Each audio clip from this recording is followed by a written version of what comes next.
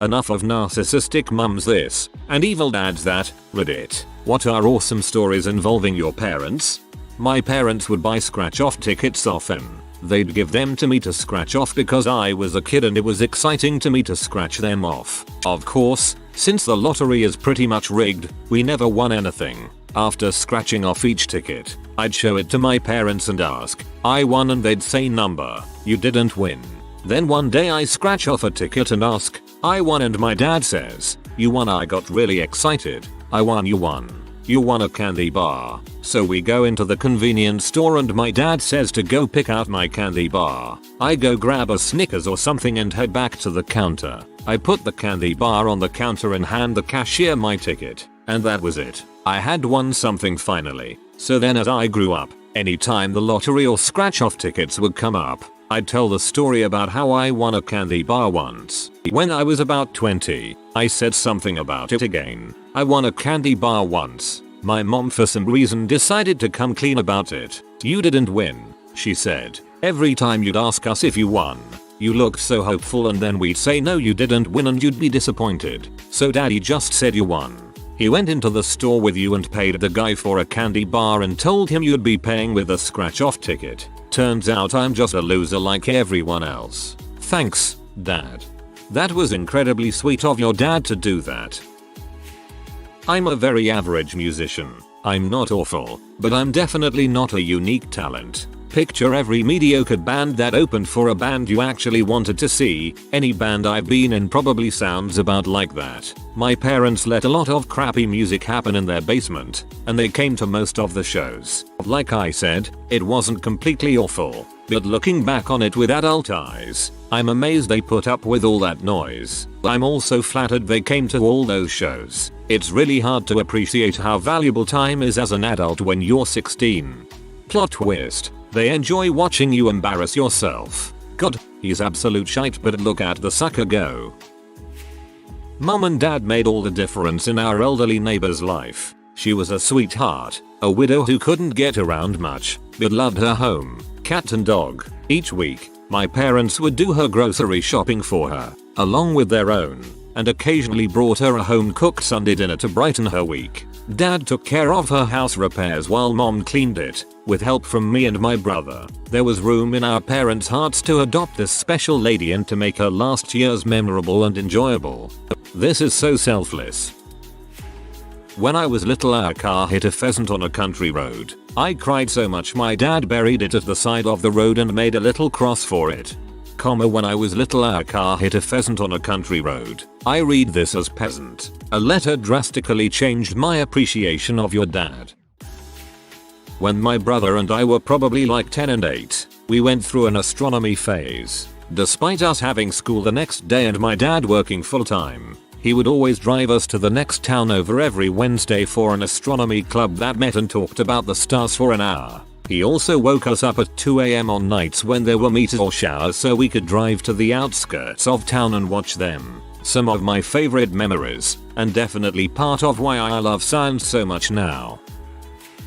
My dad supported me as a teenager by letting me make my own decisions. When 14-year-old me came home from high school and said that I had a chance to be an apprentice chef but I would need to take 2 days off school each week, he signed me right up for it and made sure I had everything I needed to complete both my apprenticeship and my GCSEs, achieving high grades in both. When I came home at 17 and told him that I had been accepted into an apprenticeship 500 plus miles away and I would need to leave in a week, he paid £200 for my train ticket. Considering we didn't have a lot of money growing up, this was huge for me. He continues to support me to this day. I could not have asked for a better father and I am forever grateful that he adopted me.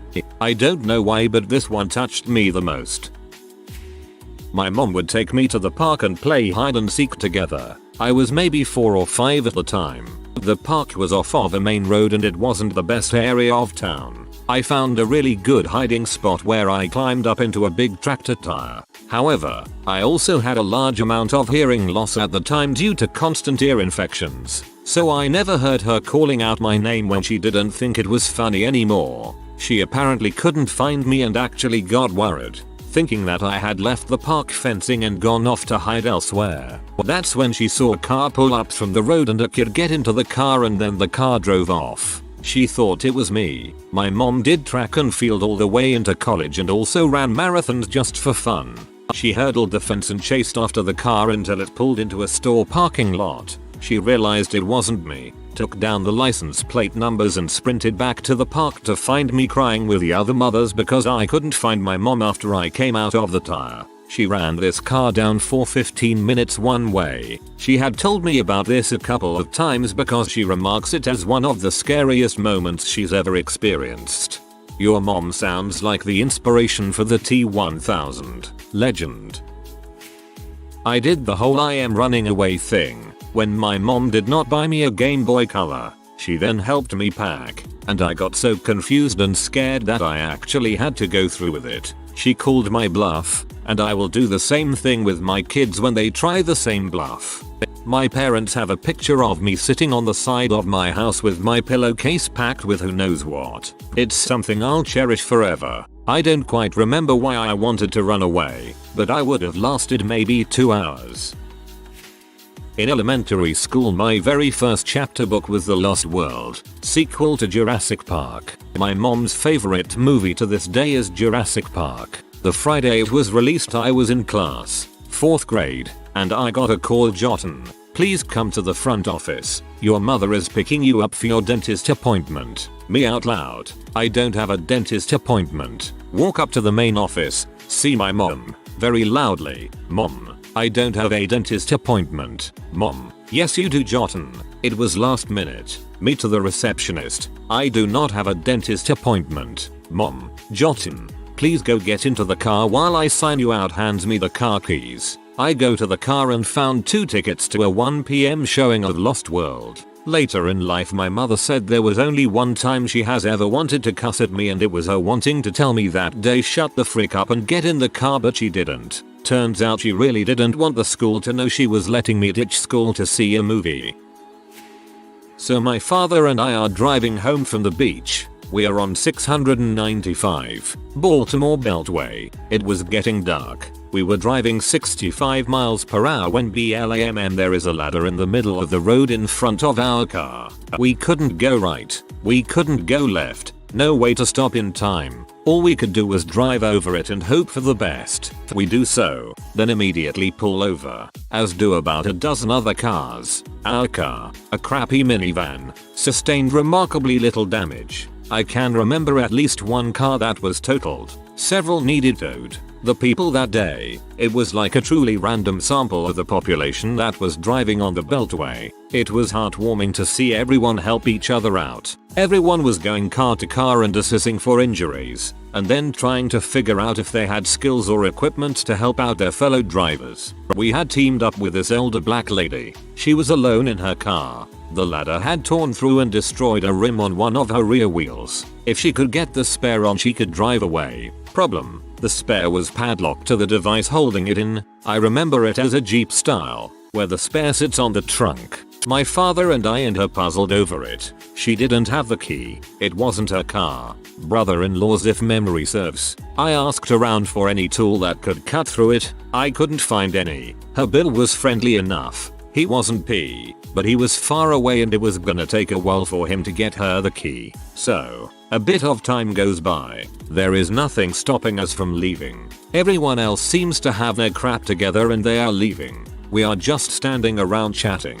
I said to my dad, so there is nothing left for us to do. Let's get going. We have a ways to go. My father turns to me, gives me a stern look and says, we will not be going anywhere until we know that she is safely on her way home. This is my father at his best. He taught me by doing. I now teach my children in exactly the same fashion. If I want them to act in ways that will make me proud, that means that I have to live my life to that same standard. Yeah, my father called me on the carpet. I told that story at his funeral. Sounds like a real stand-up guy. Reminds me of how my dad wouldn't leave any of my friends' houses when he dropped them off until they were safely in the front door. I'm sorry for your loss. My mom was a singer when I was growing up. She ended up with a contract through a country producer around the same time as Faith Hill got famous. They wanted her to go on tour and to lie about having a child because she wasn't married anymore, which didn't mesh with the squeaky clean, down home country vibe they wanted. So she walked away to be with me, full time. You know, I've never once heard a story about a country music producer, or a music producer in general, for that matter, where they're not an utter crap. It's like an oil baron or a newspaper magnate. You know, if they feature, they are pretty much always going to be the bad guys. Good for your mother, though.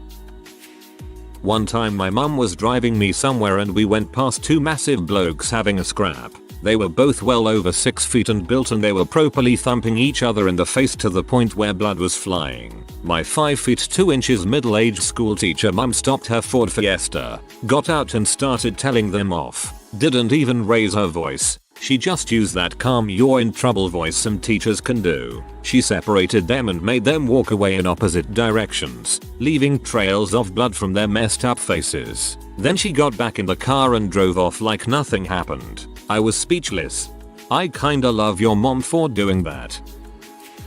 I am the oldest of 4 very close children. We were all born within 6 years, no twins. My parents had their hands full and money was tight, but we were loved and we had a great time growing up. When I was small, I had a breakdown and sobbed to my mother. I can't get any alone time. There's kids everywhere at school. There's kids everywhere at daycare. There's kids everywhere at church, and when I come home there are still kids everywhere. After hearing this from a 10-year-old me, my parents realized that each of us kids needed a private space to call our own. They then took all of the money they could and remodeled our house so that each of us then had our own room. All 4 of us had been staying in one bedroom. It took a long time to finish and we had to stay in an apartment for a short time, but in the end, I realized that I was very lucky to have parents who cared for my physical and mental well-being. Love this story. My parents lived paycheck to paycheck, but they did their best to never let his show. My father was always in poor health, so he couldn't work as much as he wanted to, but he would save his change in jar, put away a little money here and there, wherever he could, just to have a few $100s to spend on us at Christmas. I was 8 and always played on my Game Boy out late. I always hid it under my blanket and flipped over facing the wall, and pretended to be asleep. One time, she came in and sat on the side of my bed. She started rubbing my back, and started talking about how much she loved me. How I will never know how much she really loves me. She called me a miracle. She thought I was asleep. I never brought it up with her because it was really special that she didn't know that I was listening. Oh, Vladimir, you are such a miracle child. I love you so much. Really, a lot. Now get off that goddamned Game Boy and go the frick to sleep already. My mom and dad adopted 7 of us 9 kids. I have 4 Korean brother and sisters, 3 white, 1 black and me, Polynesian. They fostered 4 Navajo teens back in the day. They fostered a baby that was born with his stomach outside his body. They tried to adopt a special needs girl, but the facility wouldn't let them because they thought they were crazy. Turns out they knew the guy who ran the place and he let them take her home every weekend. They had all these girls on birth control and she had to take it every day but wouldn't let my parents give it to her. So on the weekends, they drove back Saturday and Sunday over 80 miles to get her pill. This girl was unwanted by her mom as a baby and grew up in some sort of hospital mental health disabled facility. She was there her whole life up to that point, so she picked up on all the mannerisms you'd expect to see. My parents saw something different in her. When they took her home they would tell her to blow her nose, wipe your face, wash your hands. She loved all of THR little kids and took care of them and played with them a little before my time outside the hospital. She did fine. She had leaps and bounds of improvement. The more my parents got her out, the more normal she became. The staff wondered how in the world they tuned her around. My mom simply said, by making her brush her hair. LOL. This was 40 years ago. She lives independently and has a boyfriend. She calls a couple times a year and asks how the little kids are doing. I could go on and on and on. After my dad died of ALS, People from all over the state and world even came out of the woodwork and shared incredible stories about him and my mom and the things they've done for them. Stuff us kids had no idea about, and things about my dad my mom never knew. It was great closure. People around town still recognize me as one of Roland's kids and tell me how great he was and how they'll never forget him. I love my parents to pieces. When I was in school, I had to work on an important project that was due for submission the next day. This was a time before 3G and 4G internet was popular and before smartphones were a thing. I came home from school to work on the project and realized that the connection was dead. I was flabbergasted and was crying buckets of tears. My mother, who had just had a major dental surgery that morning, mouth still full of stitches and blood, and still numb, reassured me through whatever speech she could manage, drove me to the store to buy me a data card, and also made my favorite Rajma chawal for dinner to comfort me. My mom is my best friend, my pillar of strength and just the coolest person on this planet. Whoa, your mum sounds like an amazing person. To do this, especially after having a major surgery, really makes me think about my own parents and the sacrifices that they've made for me. When I was in my teens I took some magic mushrooms for the first time. When I was in bed later that night I could see giant spiders coming out of my ceiling and coming down to attack me. My dad, who heard my screams, proceeded to kill them all with some newspaper which calmed me the frick down. Turns out the old man dabbled in his time and knew, or at least suspected, what was happening. Gave me a heck of a bollocking the next day, mind. I don't have any particularly awesome stories, but my parents were truly amazing. They were there when I needed them. Dad always made sure we had what we needed and more. Mom always encouraged me to be the best and do the best. They were never ever selfish and always tried their best to have an open mind. I don't think I'll ever live up to their standards of being a parent. Same. The best parents don't have to have amazing stories, they just have to make you a good person. When I was 18, my mum flew out to Hong Kong from the UK after I had a horrible gap year experience. She stayed with me for a week so I could have some positive memories of the place before we both flew home. That was the first holiday with just me and my mum, and I can't express how grateful I was to her for coming all that way just for me. I had signed up for metal wood shop as my elective class in middle school. The principal decided I would be better suited in home economics. When I told my dad, he came to my school the next day and ripped the principal a new butthole. I still remember him yelling, if my daughter wants to use tools or be a machinist when she grows up then that's her dang prerogative, while the principal sat in shock. Funny thing is most of my career has been working in manufacturing environments. Thanks Dad.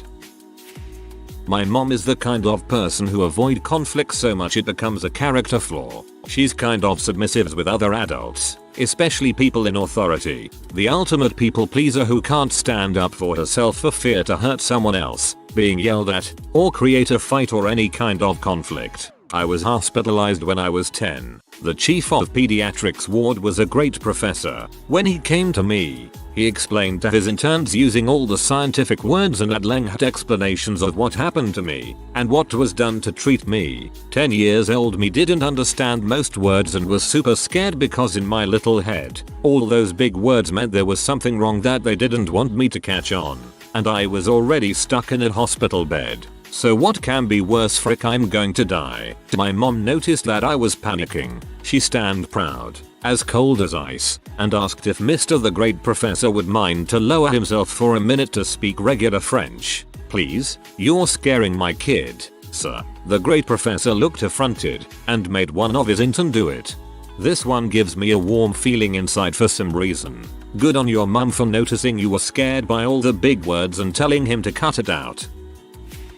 My mum and dad broke up when I was about 10 years old. She raised me and my two sisters pretty much by herself, with dad doing the Sunday treat days. She always made sure we had a holiday every year and presents on our birthdays and Christmas. We never had to miss out on the school trips because of money, because she worked so hard and saved every penny. She took us on our first ever trip on a plane to Florida, where we did all of the parks in 1996. She's worked hard all her life and is always there to step in with either me or my sisters need any kind of financial help. She retired early at 60 and is pretty much living life. We always complain that she keeps wanting to get too involved when we plan parties or weddings and maybe taking over just a bit. I'm the last out of 3 of us to get married and she helped my cousin out massively as well. But she really has worked tirelessly to make sure our special days go off without a hitch. I surprisingly made the varsity basketball team as a sophomore in high school. Not only that, but I was penciled in as a starter for the first game of the season. Basketball was my life. This was the biggest deal. However, my dad lived 2 hours away. My mom moved us following a divorce 10 years earlier, and the game was on a weeknight. He'd been driving across the state for conferences, open houses, and rec games my whole life but regretted to inform me that his work schedule just wasn't going to allow it for this one. Game was on the road in a shoebox of a gym in Kalamazoo, MI. The atmosphere was nuts. As we emerged from the locker room, the place was already overflowing and the school band was thumping. It all felt surreal. I was already overcome with emotion and nerves. Then I saw my dad directly across from the tunnel, standing and proudly applauding as I took the floor for the first time. I generally played like you'd expect a 160-pound 10th grade forward to play in his first varsity basketball game. Didn't even score. My only real memory from that night has forever been the look of pride on my dad's face as I took the floor for the first time, driving all the way from Detroit just to see his kid play a silly sport on a Tuesday night. He almost never missed a game, even if it was 3rd grade AYSO soccer. 4 hours of post 5 p.m. driving, at least twice a week for over 10 years. Crazy. TLDR. My pops drove 2 hours to make surprise appearance at first varsity basketball game. Emotional overload commenced.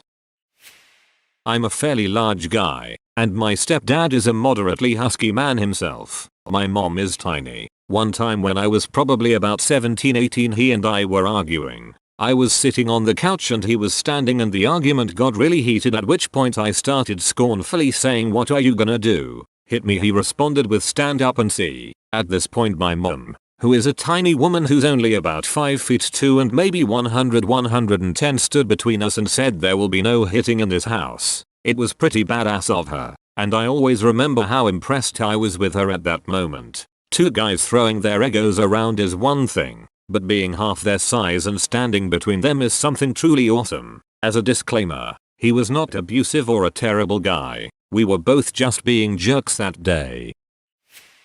My parents got divorced when I was very young, maybe a year old. As a result, I lived with my mom and never really saw my dad except for special occasions like my birthday or Christmas. That's just the way it was and I became accustomed to it without ever really understanding why it was that way. As I got older, I began to feel like my dad didn't care or couldn't be bothered to visit me. I never said anything about it to him, but I think that he sensed it somehow. One year, on Christmas Eve, we were leaving an annual family gathering late at night. I must have been about 9 or 10 years old. We got in the car to leave, and my dad just sat there quietly. I didn't say anything because I felt awkward and didn't know what was going on. My dad turned to me, looked me in the eyes and said, "I don't know what you think. I don't know what you've heard, but I want you to know that I do give a crap." That was all he said, but it was the most powerful statement he could possibly make. Now, as an adult, I understand that my dad couldn't visit because he paid about 80% of his salary to child support.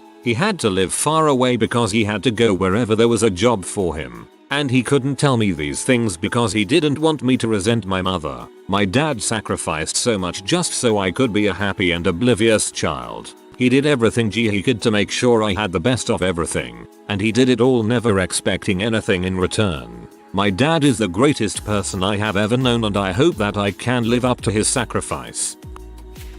My first experience with weed was weed brownies. School found out and everybody who tried some was sent home for a week. When she heard the news they were letting me continue at the school, my mom baked celebratory brownies to give as a thank you gift. She was gracious enough to write weed free with icing. Surely denying these people education for an entire week isn't gonna do any good. If anything, it gives them an entire week to get absolutely mashed. My parents never did anything heroic or truly worthy of a story. They didn't suffer being poor or struggle through crippling disease or disaster. What they did do was provide a solid and steady life for myself and my sister. They worked their jobs, took us on holidays, and supported our education. They asked how my life was going from time to time. After I left home, my parents still participated in my life. They are still alive today and still talk to me frequently. I don't have any crazy stories to share, but I do have parents that fought through all those persistent problems of life to ensure me and my sister had a stable and pleasant childhood. I have nothing heroic to tell because they managed life with exceptional skill and a bit of luck. I am proud of them for that. Back in 4th grade I had a teacher named Mrs. Murray. She was the biggest bee I ever met and she had it out for me. I have ADHD, so when I droned off, she would mock me in front of the class when I came back to reality. She was awful. Anyway, it was a Friday and I was going to a sleepover at a friend's and packed my backpack. In there was my Game Boy. I unzipped the pocket and grabbed a pencil, and some snotty bee pointed it out knowing the teacher would take it. I pleaded my case about not using it, but taking it to her friends after school. No dice. After class, I asked for it and she laughed in my face. Told me no and the GTFO. Spent the night at her friend's and told my mom the story when I got home. Monday rolls around and while in her class my mom rolls up. She asked to speak with Mrs. Murray outside in private. The classes were more like trailers and we heard every word. The argument was calm until the teacher called me dumb and blamed my mother's parenting skill. We hear a loud smack. The teacher walks inside holding her face and the teacher grabbed my Game Boy and handed it to my mom who promptly left. Everyone in class was staring at me and I had the crap-eating grin for once. The teacher never gave me trouble after that. Also kids thought my mom was a badass. Kids thought my mom was a badass. I think she was, dude. If you are new to the channel, you can subscribe. I publish new videos every day. Until then, check another video.